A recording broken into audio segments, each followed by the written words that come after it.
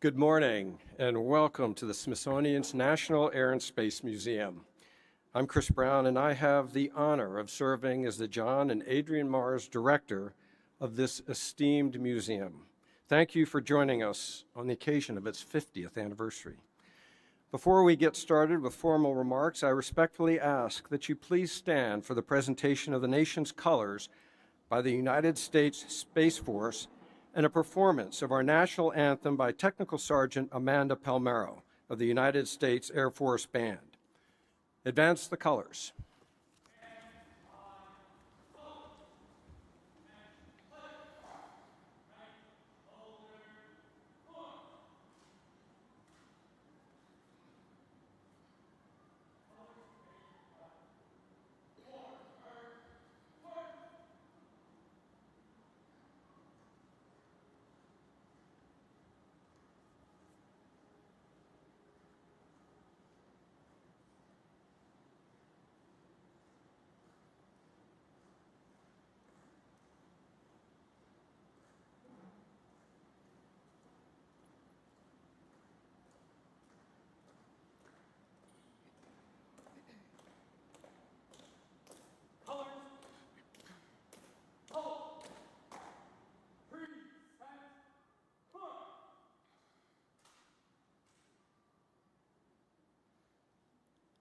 Oh, say, can you see by the dawn's early light what so proudly we hailed at the twilight's last gleaming, whose broad stripes and bright stars through the perilous fight o'er the ramparts we watched were so gallantly streaming, and the rocket's red glare, the bombs bursting in air, gave proof through the night that our flag was still there. Oh, say, does that star-spangled banner yet wave o'er the land of the free and the home of the brave?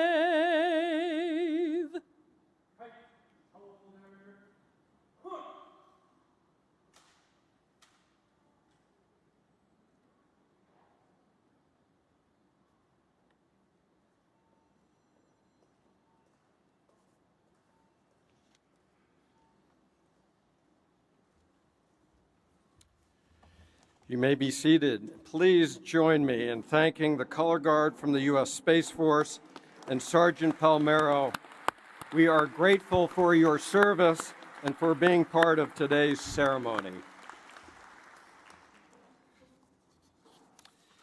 And thank you to everyone here for being with us to rededicate this storied and remarkable building.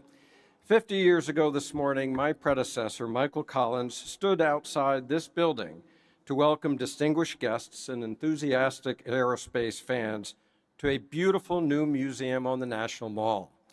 Having made history himself as the command module pilot on Apollo 11, Collins knew a thing or two about the importance of having a special place dedicated to chronicling the history of aviation and space. The opening ceremony, held just 3 days before the nation's bicentennial, was presided over by President Gerald Ford, who called it a gift from the American people to themselves. And once all the remarks were done, it was time for the ribbon cutting. But what transpired was not an ordinary ribbon cutting. The official opening of this museum was initiated by way of a signal sent from the Viking spacecraft orbiting around our neighboring red planet. That signal, once it arrived here on Earth, acted a mechanical arm that cut the ribbon in two. It was exactly the kind of fanfare befitting a museum dedicated to advancing achievements in aerospace, perhaps a bit risky, but ever so awesome. The museum was an instant hit, Over 5 million people walked through these doors in the first 6 months of its opening, each one in awe of the aerospace treasures on display and the human stories behind them.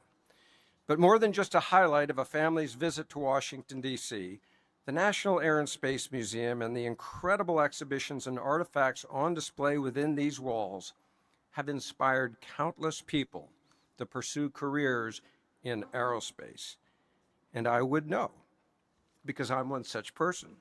As a college student in 1977, it was a visit to this very building and the site of the shiny DC-3, suspended from the ceiling of the Air Transportation Hall, that inspired me to earn my pilot's license in the following months.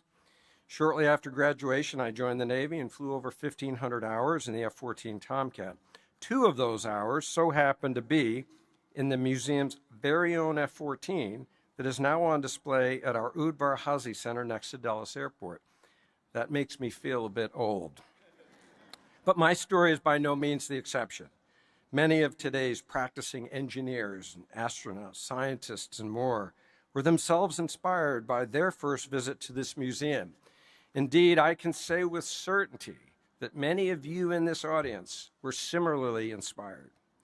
While this may be the same building that President Ford and General Collins opened that warm July day in 1976, it has more recently been completely transformed from the inside out. Through this transformation, we have reimagined all 20 galleries in this building. As of this morning, 18 of those 20 exhibitions are complete, with 2 more opening this fall. Our exhibitions still feature visitor favorites, but they also feature new stories and artifacts that have not been previously displayed. In fact, 40% of the artifacts in this reimagined museum are on display at this location for the first time. I liken what we've done to attending a play, where in this case we've opened the curtain ever wider. In some ways it may seem that you've seen this play before, but now you are witnessing new artifacts, stories, and people that make it an even richer, more comprehensive, and authentic experience. The transformation of this museum is a true public-private partnership. The renovation of the building itself, the replacement of the stone cladding, upgrades to the building systems, and more was funded through congressional appropriations. The rest of the project, conserving and restoring artifacts, designing and installing all the new exhibitions, was funded entirely through generous gifts from our donors, supporters, and those who believe in our mission. All of you are part of that community, so my thanks to each of you for your support of this project. Your collective time, talent, and treasure has allowed us to share this newly transformed museum with visitors from across the country and indeed around the world. It is fitting that this building opened for the bicentennial and that we're rededicating it just days before the 250th. Because I dare say some of this country's most incredible achievements are memorialized in these very halls. From the Wright brothers' history-making flights at Kitty Hawk in 1903 to Neil Armstrong's giant leap for mankind in 1969, America has always pushed the boundaries of aviation and space, proving that not even the sky is the limit. We are honored to have with us this morning a slate of speakers who can speak to the way this museum not only chronicles aviation and space, but also helps shape it. Dr. Ellen Stofan, the Undersecretary for Science and Research at the Smithsonian, Jared Isaacman, the Administrator of NASA, Amanda Wright Lane, the great grandniece of Wilbur and Orville Wright, and a member of the National Air and Space Museum Advisory Board, and Lonnie Bunch III, the 14th Secretary of the Smithsonian Institution. We are additionally honored to have with us so many distinguished guests joining us today, including members of Congress, leaders of federal agencies, ambassadors from the Diplomatic Corps, and members of the Museum's Board. Joining them are many senior leaders and directors from around the Smithsonian Institution. And perhaps most important, the professional staff of the National Air and Space Museum who have worked tirelessly for the better part of a decade to make this day possible. Thank you all for being with us today.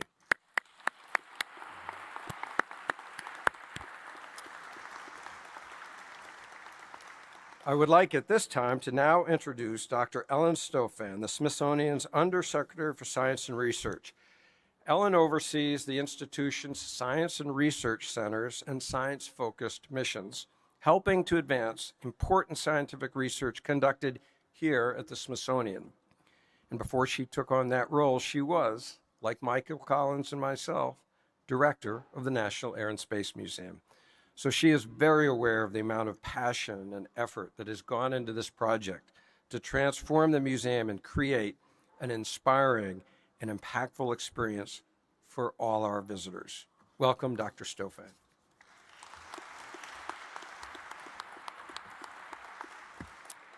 Good morning, everyone. It's so wonderful to be here with you today in a space that has shaped not only the story of exploration, but my own journey as well.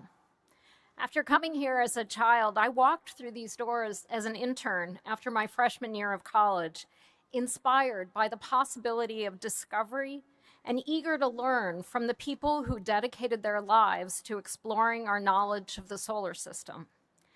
Little did I know that this museum would become such an important part of my career.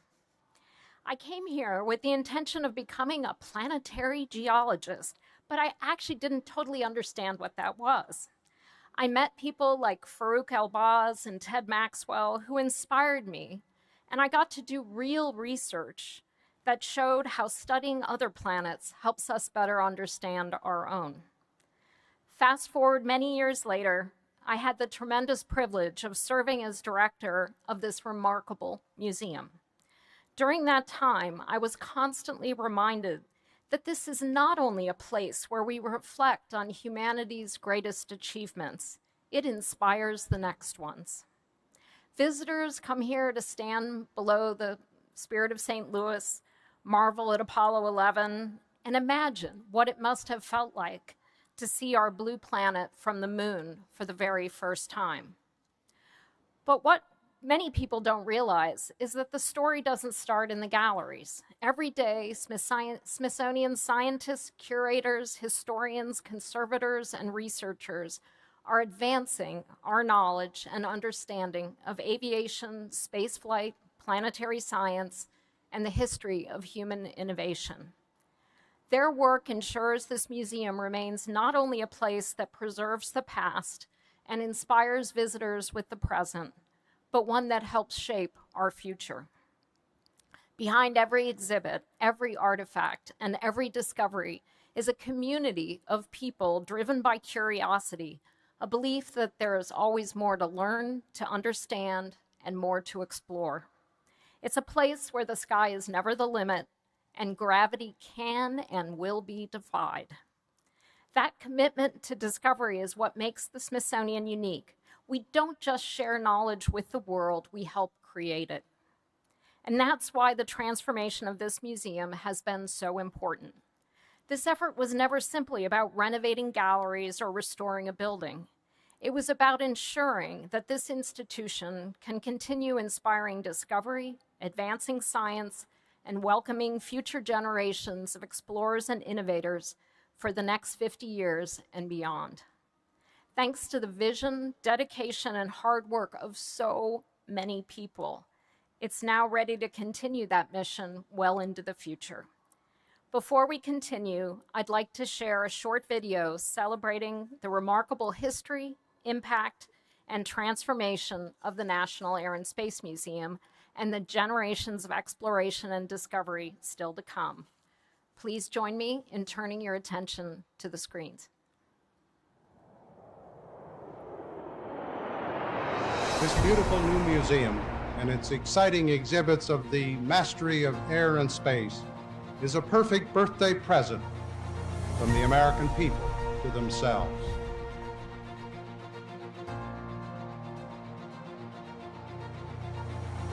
I used to run around town saying, museum on the mall by the bicentennial. We were supposed to open July 4th, 1976, and we actually beat it by 3 days, July 1st, 1976. We were supposed to cut the ribbon on the mall side of the building, declaring it open. The signal came from a spacecraft between here and Mars in outer space. I was holding my breath, I was thinking all those electrons gone lost up there in space. But believe it or not, all the electrons did their cute little things, and the ribbon got snipped and the building got open. It was good.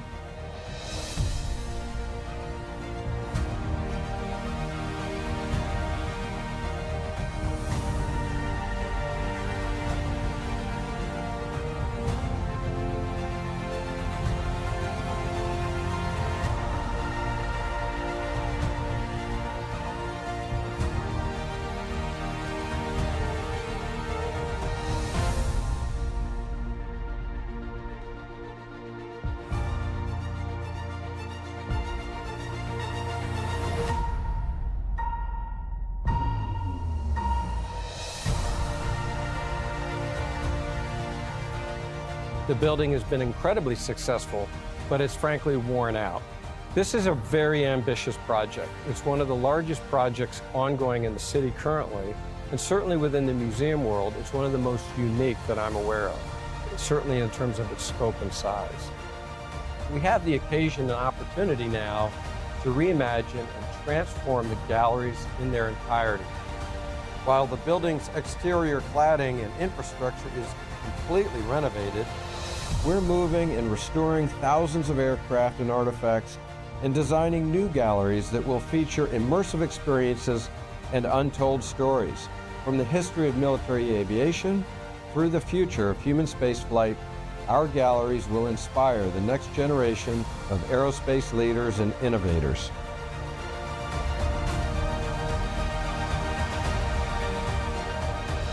The National Air and Space Museum is open again here on the National Mall in Washington, D.C., welcoming thousands of visitors every day, with new galleries, new artifacts, and new stories to tell, along with the return of all the iconic favorites. There is more to see than ever before. When you walk in the door, it's bright, it's modern, it's inviting, and it's beautifully well done. I came here when I was a teenager. I wanted to bring my kids and my wife. I come back to the museum just because there's always something new to learn.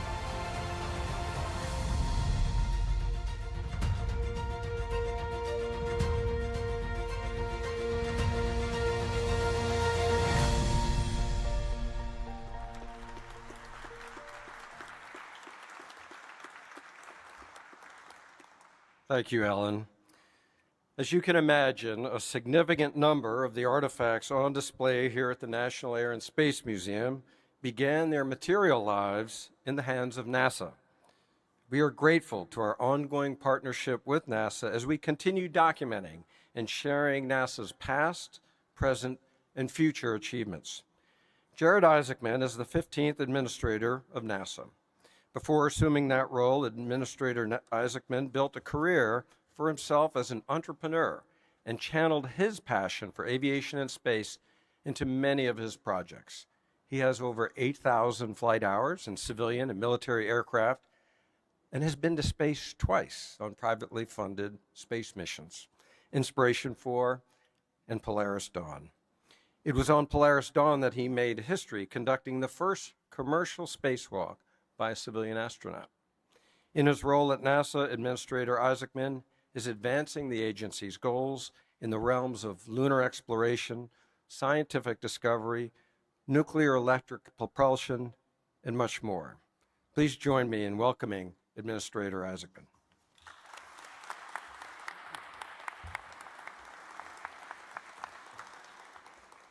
Good morning, everyone. It is always a pleasure to be here at the National Air and Space Museum, especially on its 50th anniversary in our nation's capital as we prepare to celebrate America's 250th birthday. It's absolutely wonderful to be joined by so many distinguished guests, members of Congress, Chairman Babin, it's great to see you, sir, members from industry, because I can tell you, for all the things we try and accomplish at NASA, and you see many of it reflected here, this is all very expensive stuff. And we quite literally can't do it without you. So appreciate it. And I would also say it is wonderful to be in such proximity to a lunar lander. I mean, just a true marvel of engineering from its time. And if for those that aren't following the play-by-play, it is still extremely hard to do today. But we are very much working on it. So this museum preserves the story of American aviation and spaceflight, and it helps every generation understand the excellence, the ownership, and urgency that carried this nation into the sky and beyond. But even among great museums, the National Air and Space Museum is quite unique. The history that you preserve here is not finished. In fact, on that note, I'd be remiss, Director, when you brought up your Tomcat experience, and since we have members of Congress here, that in my personal capacity, I'm very excited about legislation that intends to return a Tomcat to the sky. So I think it's called the Maverick Act, and would be one more great example of the history continuing on here. And the history is not finished. It's certainly being written every single day by the pilots, the astronauts, the engineers, the technicians, the scientists, and the manufacturers that are building and carrying America forward. At NASA, the next chapter of American exploration is already quite underway. Just a few months ago, the brave crew of Artemis II journeyed farther into space than any humans in history, around the moon for the first time in more than a half century, and back home safely. Reed, Victor, Christina, and Jeremy reminded the world that when America commits to ambitious missions, there is nothing that we cannot accomplish. With them, they carried a piece of the Wright Flyer, loaned to them by the Smithsonian. That small piece of cloth connected two historic moments: the Wright Flyer that opened the skies, just as Artemis II opened the path back to the moon again and reignited this golden age of exploration and discovery. And on this great journey, we are just getting started. A few weeks ago, we announced the crew of Artemis III, and as we speak, they're training to play their part in humanity's greatest adventure. Their mission next year will take them into low Earth orbit, where they will rendezvous with our commercial landers, test interoperability between these spacecraft, undertake a absolutely glorious multi-launch campaign of some of the most powerful rockets in the world, and bring down risk for America's grand return to the lunar surface on Artemis IV. We are going back to the moon.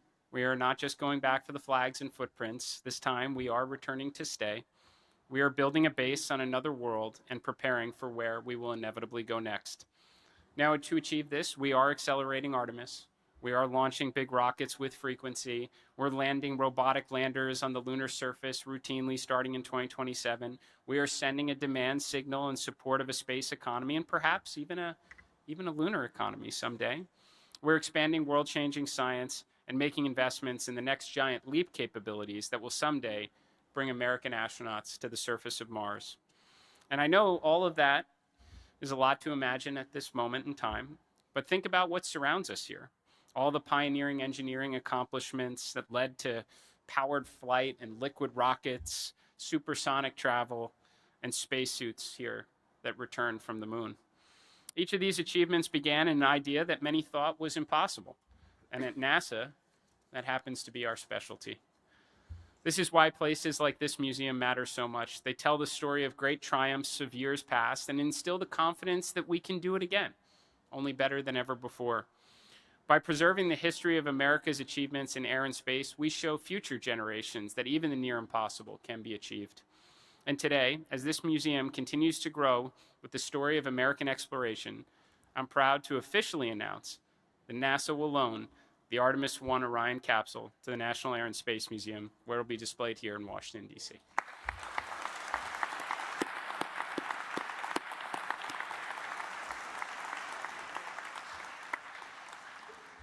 Artemis is a program that will live on past any one rocket design, with crewed missions journeying to the moon routinely in the years ahead.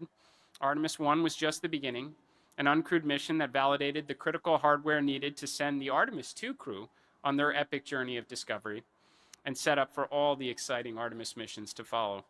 In the years ahead, we will return to the lunar surface and build the base, and we will never give up the moon again.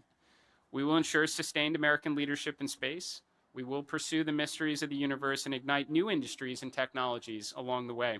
We will usher in a future where America is underway on nuclear power, set our sights even further, do the great things that great nations do, and inspire our children to grow up and do it better than we ever could. And now, I would like to officially present back to the museum the piece of the Wright Flyer that flew around the moon on Artemis II, and accepting on the museum's behalf is Amanda Wright Lane, the great-grandniece of Orville and Wilbur Wright. So Amanda, would you join me? Okay, I think that we go down. Oh, I'm sorry. That's right, over here. There we go.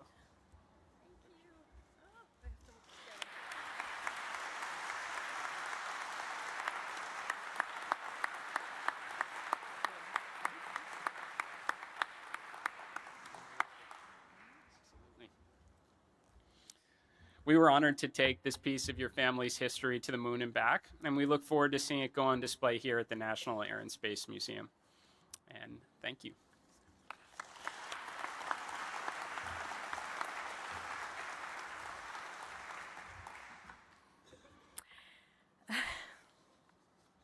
Wow. Administrator Isaacman, I'm sorry, but when I look at this tiny, well-traveled piece of fabric, the first thing that pops to my mind is frequent flyer miles. And the second thought is, thank you. On behalf of the National Air and Space Museum Advisory Board and the Wright Brothers Family Foundation, it's an honor to hold this artifact and officially accept it back into the National Collection as part of the Wright Brothers story. Today, my grandson, Ren Wright Banos, is going to join me on stage. I'll hold that. He is a 10-year-old great nephew of Orville and Wilbur Wright. Ren, Dee and I asked you to get up early this morning and put on uncomfortable clothes so you could join us for this ceremony and hear my remarks about fabric. Because honestly, that's what today is all about. This Pride of the West muslin swatch we received back from NASA began its journey spread out on the parlor floor of Uncle Orv and Uncle Will's family home in Dayton, Ohio in 1902. The brothers would measure and cut again, and then stitch the cloth into wing coverings for a flying machine. They drove their sister nuts with this activity. Sound familiar? So much so that Catherine Wright said she couldn't wait for them to be done with it and out of the house. We all know what happened to that fabric on December 17, 1903. And some of us know that after that extraordinary day, it barely survived the 1913 Dayton flood. And some of us know that Uncle Orv stored the oil-stained, watermarked cloth in an ordinary box in an attic in his lab until his death in 1948. It was truly forgotten until the original 1903 flyer was presented to the Smithsonian by my grandfather, Milton Wright, on December 17, 1948, 45 years after that famous first flight. The flyer made its home in the castle and until it was moved in 1976 to this building, to this Milestones of Flight Hall. The forgotten remnants of 1903 cloth and dozens of other Wright artifacts joined the flyer here. By 2003, just in time for America's Centennial of Flight celebration, the new gallery was open. And while the flyer remained here, the fabulous fabric has taken some pretty incredible field trips. Tiny bits of cloth went to the moon and back with Neil Armstrong in '69. A swatch was left on Mars by the NASA Ingenuity program in 2021. And this very fabric, as you know, flew first class with Discovery in 1995 and more recently with Artemis. Ladies and gentlemen, I would suggest that these tiny bits of cloth are more than a pliable material, according to definition. They are symbolic of the very fabric that America and Americans are made of. Orville and Wilbur Wright's names are synonymous with courage, tenacity, imagination, success, and yes, at times failure. They were young boys like Ren, with an idea in a country that nurtured possibilities.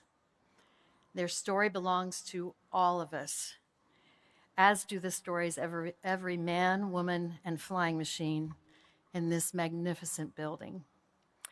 In less than an hour, thousands of families will fill these beautiful new exhibit galleries with their young dreamers in tow. Those youngsters are the fabric of America's future.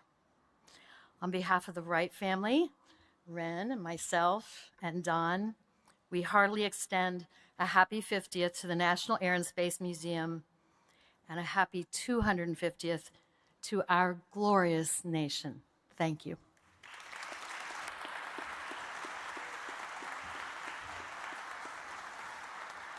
Thank you, Jared, Amanda, and Ren. What a special moment.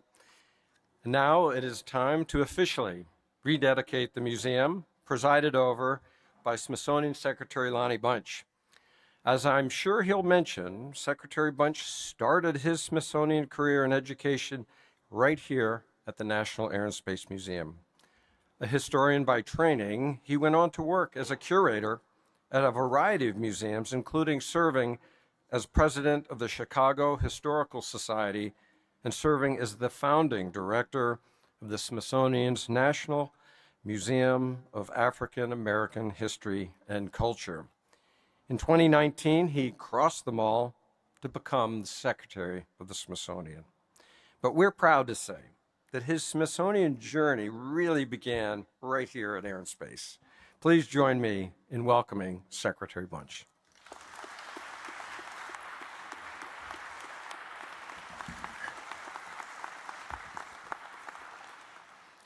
You know, this is the best part about being secretary, being able to celebrate days like this, because I am so honored to be a part of this celebration and rededication of one of the world's most influential museums.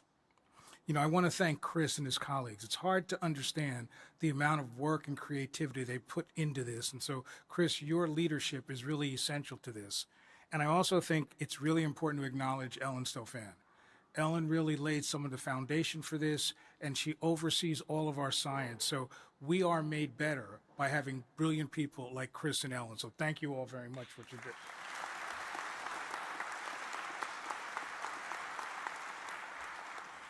And the one thing you know as secretary, you better thank Congress. So I always want to make sure that I appreciate all that Congress has done for us and continues to do for us. You know, while I marvel at all that the Smithsonian is doing for the 250th, to be honest, this is what I've been anticipating, waiting for. This is so special because generations of Americans and international visitors from around the world, to them, this museum is a special place. It is where dreams are born, where science, technology, and history are unveiled, and where all who visit are inspired. Walking through the new galleries, the reimagined galleries, you know, we think about them, how they're ripe with technology and innovation. They have amazing artifacts, and there's a commitment to education and access. Visitors will experience that sense of wonder and will be challenged to imagine what was once deemed impossible. You know, I think about, as a historian, the very first exhibits we did at the Smithsonian in the castle. And really, the driving mission of the Smithsonian has always been the same, to bring stories to light in unexpected ways, whether through experimental wind tunnels or the IMAX theater or through abstract painting. Americans now get to explore all new dimensions of our air and space story. What I love about the galleries is that it doesn't matter whether you're a professional pilot, an amateur astronomer, or a middle school student. There are going to be moments of surprise, joy, and learning.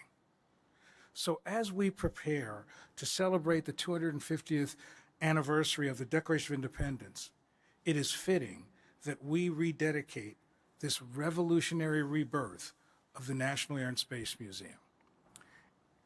And as Chris mentioned, this is unbelievably personal for me. You know, I visited NASA, the Air and Space Museum, on the opening day, and like so many people, I stood in long lines to gawk at the Wright Flyer, to go to see to fly. But to me, the highlight was standing in line to touch the moon rock. It's sort of as if the Air and Space Museum allowed us to engage things that we never imagined we would be part of. And that sense of wonder is what really continues to be crucial to us. But also, NASM changed the trajectory of my life, my career. I'm always stunned that Michael Collins hired somebody with a huge afro who knew nothing about air, nothing about space, and nothing about museums. I don't know what he saw in me, but I took the job because he said to me, if you come work for me, you'll make 5 times what you're making as a teaching assistant. I said, I'm an air and space guy. So to me, this is also about acknowledging that this change is built on amazing foundations of leadership of Michael Collins, of amazing curators like Tom Crouch or Claudia Oakes or Don Lopez and my dear friend Lou Purnell. All of these people, wherever they are smiling. They're smiling at this moment because they recognize that what has happened is that we've built on what they did 50 years ago, and we really make sure that now there will be this continued commitment to the increase and diffusion of knowledge in a way that is transformative, in a way that makes these stories more possible and more accessible. Much like 50 years ago, this rededication of the museum will engage and inspire new generations to dream, to break barriers, and to imagine what is possible now. And I want to thank every member of the staff who worked in this transformation. I want to thank the board and the Board of Regents and the donors, and especially our governmental partners, because your unwavering support made this possible. This is a remarkable gift of, by, and for the American people. It is now my sincere honor to formally rededicate this museum, commemorating its half-century history and now the opening of a new chapter that will continue to help the Smithsonian serve the American public and allow us to make sure that the future remains bright. Thank you very much.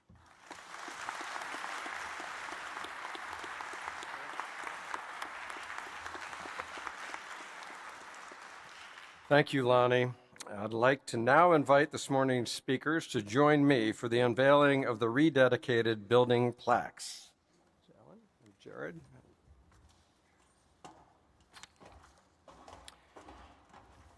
And to count us down to the unveiling of the plaques, I'll turn it over to some friends on the International Space Station who know a thing or two about countdowns.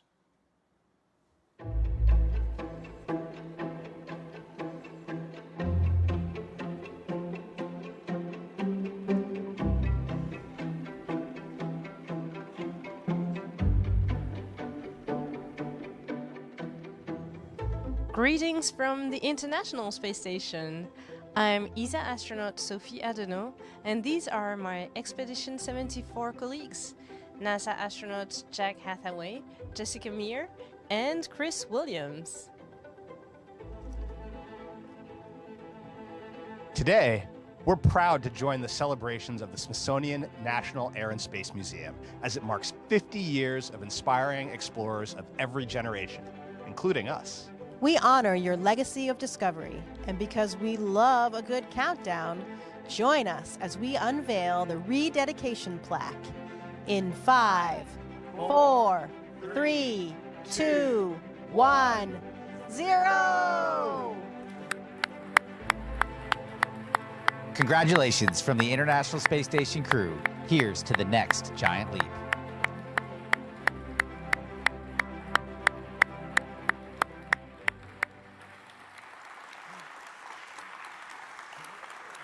Thank you all for joining us for this morning's special ceremony.